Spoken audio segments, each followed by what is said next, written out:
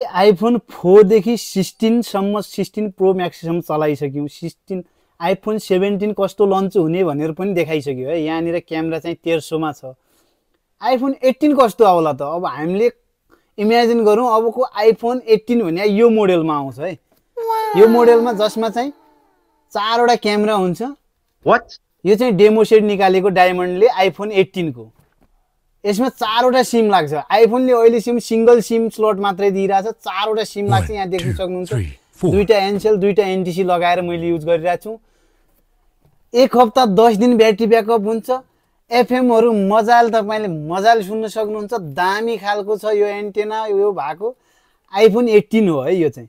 अब आइफोन 18 आउन त 3-4 वर्ष लाग्ला कति लाग्छ। तर हाम्रो डायमन्ड कम्पनीले चाहिँ आइफोन 18 को डेमो निकालिसकेको छ। चाहिन्छ भने तर कन्ट्याक्ट चाहिँ नगर्नु होला है। हामीलाई फलो गरिदिनु होला। यस्तै यस्तै फन्नी भिडियोको लागि ग्याजेट युजरमा दामी दामी सामानको लागि आउनु होला। हस् धन्यवाद।